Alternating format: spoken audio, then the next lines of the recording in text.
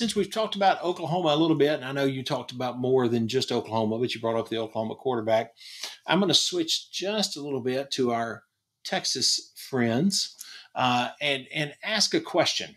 When you look at Texas's roster and the people that are stat makers so far this year, you've got Quinn Ewers, you've got Arch Manning, Isaiah Bond, Ryan Wingo, Quintrevian Wisner, excuse me, Jarek Gibson. I mean, those are some pretty impressive names that have put up some nice stats so far this year, 6 weeks into the season, or 7 weeks into the season. And it kind of looks like an embarrassment of riches. But as you look at what the remainder of their schedule looks like, I think the question is it an embarrassment of SEC riches? Is it going to look the same, just like you talked about with freshman quarterbacks, as they get into the heart of this schedule? Yes, they are number one. They are leading the conference and the country, up there toward the top in the country in offense and defense. So you really can't say that they haven't played well because they have. I think the question is, as we go into the heart of this schedule, when they face Georgia, Vanderbilt, I'm just saying they got to go to Nashville. Ask Alabama how that works. I'm just saying. Florida, but that's at home. Arkansas in Fayetteville, Kentucky, who has proven, even if they're not, at the top of the conference necessarily, they can be a game wrecker. I don't think you can take that title away from them. And then they have to end with A&M, who's on a 5-game run right now. What are they going to look like at the end of the season?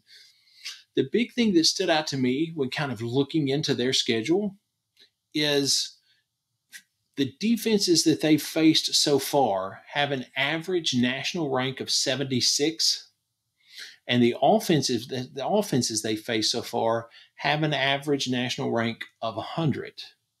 This back half of the schedule, where you also have to deal with things like injuries, and even if you've got freshmen that are performing well, hitting that wall, some of those concerns that you have to deal with, how players are hanging on even with nagging injuries. On this back half, the average defense they will face is in the top 40 in the country, and the average offense they will face is in the top 60. So you were talking about a very dramatic improvement of who they are going to be lining up against week in and week out. And that's not a slight to Oklahoma or Mississippi State. Don't intend it to be. But, there was such a big deal made out of even the Michigan game.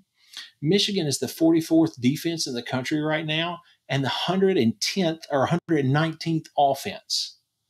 So they should have run all over Michigan when you look at it from an offensive and defensive rank number.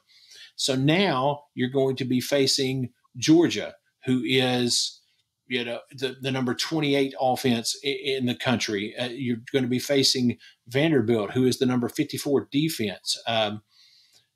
Arkansas, who is the number 8 offense. I mean, there is a significant increase. Kentucky is the number 4 defense in the country right now today. Even with the struggles they've had, their defense is going to bring the thunder when you play them. You cannot dispute that.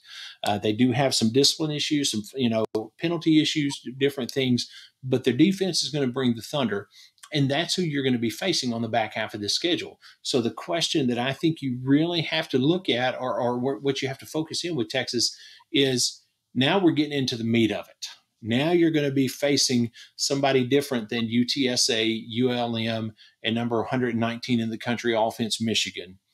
I guess really my whole point is I've heard a lot of people talk about Texas running the table. Don't know that I buy that. When you look at who they're facing on the back half of this, including starting this week with Georgia, I don't know that I buy the foregone conclusion of obviously they're going to run the table. I don't think that's this obvious thing. I think if they do run the table, they're going to have to earn it, and earn it in some tight games where they show they know how to finish, that talent shows up when you need it to, just like you were talking about with the game this weekend with LSU.